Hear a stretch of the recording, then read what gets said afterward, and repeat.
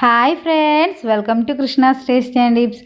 ഇന്ന് ഉണ്ടാക്കുന്നത് നല്ല സിമ്പിളായിട്ടുള്ള എല്ലാവർക്കും ഉണ്ടാക്കാൻ പറ്റുന്ന ഒരു സ്നാക്സാണ്. അപ്പം നമ്മുടെ വീട്ടിൽ പഴമൊക്കെ കൊണ്ടുവന്നിട്ടുണ്ടെങ്കിൽ 2-3 ദിവസം കഴിയുമ്പോൾ അത് നന്നായിട്ട് പഴുത്ത് വരും അല്ലേ. അങ്ങനെ പഴുത്തിട്ടുള്ള പഴം നമുക്ക് കഴിക്കാൻ വേണ്ടിയിട്ട് ഇച്ചിരി ഒരു മടിയായിരിക്കും. അപ്പം അങ്ങനെയുള്ള പഴം ഉപയോഗിച്ചിട്ട് നമുക്ക് വളരെ എളുപ്പത്തിൽ കുട്ടികൾക്കൊക്കെ ഉണ്ടാക്കി കൊടുക്കാൻ പറ്റുന്ന നല്ലൊരു സ്നാക്സാണ് ഇന്ന് ഉണ്ടാക്കുന്നത്.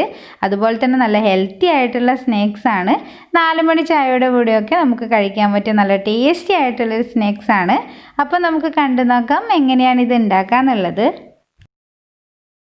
ഇതിനായിട്ട് ഞാനിവിടെ 2 പഴമാണ് എടുത്തിട്ടുള്ളത്. ഇതിപ്പോൾ കുറച്ച് മാത്രം പഴുത്തിട്ടുള്ള പഴമാണ്. അപ്പോൾ നന്നായിട്ട് പഴുത്തിട്ടുള്ള നല്ല കറുപ്പ് കളറുള്ള പഴം ഉണ്ടെങ്കിൽ അതാണ് നല്ലൊരു ടേസ്റ്റ് ഉണ്ടാവുക.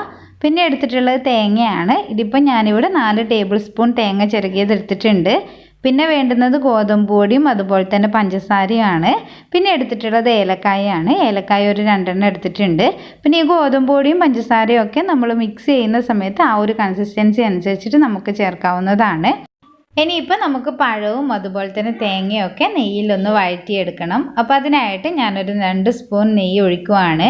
പിന്നെ നെയ്യുടെ ഫ്ലേവർ ഇഷ്ടമല്ല എന്നുണ്ടെങ്കിൽ നിങ്ങൾക്ക് ഓയിൽ ഒഴിച്ചു കൊടുക്കാം.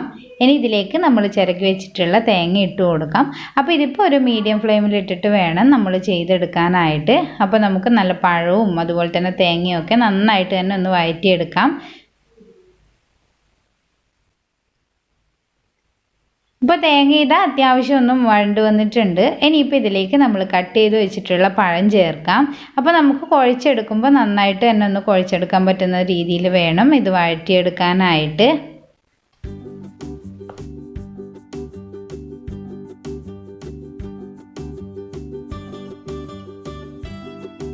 ഇനി ഇതിലേക്ക് ചേർക്കുന്നത് പഞ്ചസാരയാണ്. അപ്പോൾ പഞ്ചസാര ഞാൻ നേരത്തെ പറഞ്ഞതുപോലെ ഓരോരുത്തരുടെയും മധുരത്തിനനുസരിച്ച് ചേർക്കാം.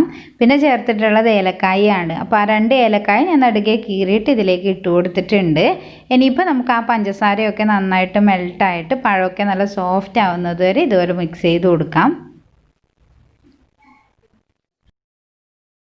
ഇതിപ്പോൾ പഞ്ചസാരയൊക്കെ നന്നായിട്ട് മെൽട്ടായിട്ട് പഴം നല്ല സോഫ്റ്റ് ആയിട്ട് വന്നിട്ടുണ്ട്. നമുക്ക് കുഴച്ചെടുക്കാനുള്ള പരുവത്തിനായിട്ടുണ്ട്. അപ്പോൾ നമ്മളിതിങ്ങനെ ചെയ്തെടുക്കുമ്പോൾ മീഡിയം ഫ്ലെയിമിൽ ഇട്ടിട്ട് വേണം ചെയ്യാനായിട്ട്.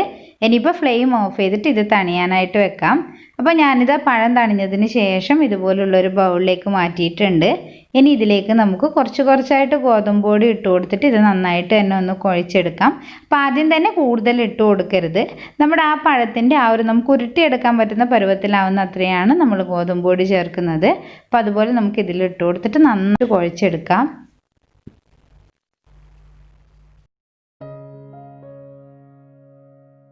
ഇനി ഇതിലേക്കൊരു 1/4 ടീസ്പൂൺ ഉപ്പ് കൂടെ ചേർത്തിട്ട് നന്നായിട്ട് തന്നെ ഒന്ന് കുഴച്ചെടുക്കാം. അപ്പോൾ നമ്മൾ ഗോതമ്പ് പൊടി ഇടുന്ന സമയത്ത് ഉപ്പ് ചേർക്കുന്നുണ്ടെങ്കിൽ അങ്ങനെ ചേർത്ത് കൊടുത്താലും മതി. അപ്പോൾ ഞാനിതെല്ലാം തന്നെ കുഴച്ചെടുത്തിട്ടുണ്ട്. ഇനിയിപ്പോൾ നമുക്കിത് ഉരുട്ടിയെടുക്കണം. അപ്പോൾ അതിന് മുന്നേ ഞാൻ കയ്യിലൊരല്പം നെയ്യ് അപ്ലൈ ചെയ്തിട്ടുണ്ട്. അപ്പോൾ നമ്മളിത് ഉരുളകളാക്കി എടുക്കുന്ന സമയത്ത് കയ്യിൽ ഒട്ടിപ്പിടിക്കാതിരിക്കാൻ വേണ്ടിയിട്ടാണ് നെയ്യ് അപ്ലൈ ചെയ്തിട്ടുള്ളത്. ഇനിയിപ്പോൾ നമുക്ക് ചെറിയ ബോൾസ് ആക്കിയിട്ട് ഇതിനെ ഉരുട്ടിയെടുക്കാം. അപ്പോൾ ഞാനിത് ഒന്നിവിടെ റെഡിയാക്കിയിട്ടുണ്ട്. ഇത് നമുക്ക് ബ്രെഡ് ക്രംസിൽ ഒന്ന് റോൾ ചെയ്തെടുക്കാം.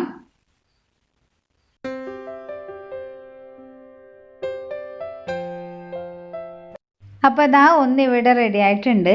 ഇതുപോലെ തന്നെ നമുക്ക് ബാക്കിയുള്ളതൊക്കെ ഒന്ന് ചെയ്തെടുക്കാം.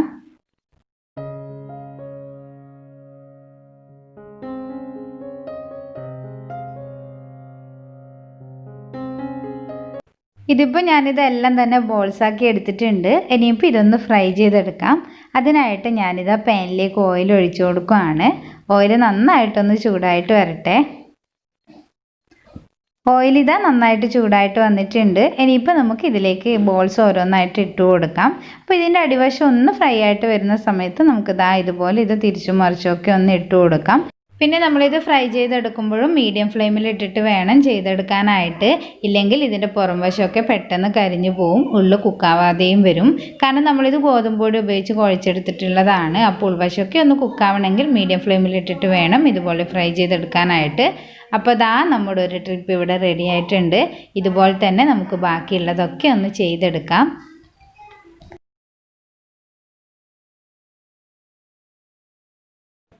അപ്പോൾ ഞാനിതാ രണ്ടാമത്തെ ട്രിപ്പും ഇതുപോലെ ഫ്രൈ ചെയ്തെടുത്തിട്ടുണ്ട്. പിന്നെ ഞാനിതിപ്പോൾ ഇത് ചൂടോടെ തന്നെ ബ്രെഡ് ക്രംസിലേക്ക് ഒന്ന് റോൾ ചെയ്തെടുക്കുന്നുണ്ട്. ഇത് തികച്ചും ഓപ്ഷനിലാണ്. അപ്പോൾ നമ്മളിത് ബ്രെഡ് ക്രംസിലേക്ക് റോൾ ചെയ്തെടുക്കുന്നുണ്ടെങ്കിൽ ചൂടോടെ തന്നെ ഇട്ട് കൊടുക്കുക. അപ്പോഴാണ് അതിൽ ബ്രെഡ് ക്രംസ് ഒട്ടിപ്പിടിക്കുന്നത്.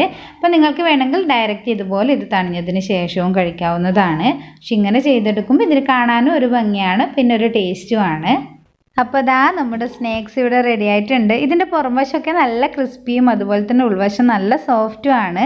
കുട്ടികൾക്കൊക്കെ ഇത് വളരെയധികം ഇഷ്ടമാവും. എല്ലാവരും ട്രൈ ചെയ്ത് നോക്കുക.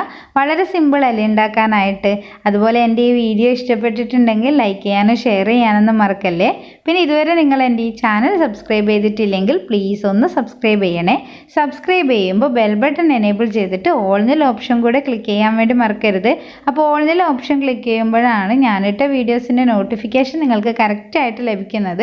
ഇതുപോലുള്ള വീഡിയോസൊക്കെ ആയിട്ട് നെക്സ്റ്റ് ഡേ കാണുന്നത് വരെ ബൈ ഫ്രം കൃഷ്ണ സ്റ്റേസ് ആൻഡ് ടിപ്സ്.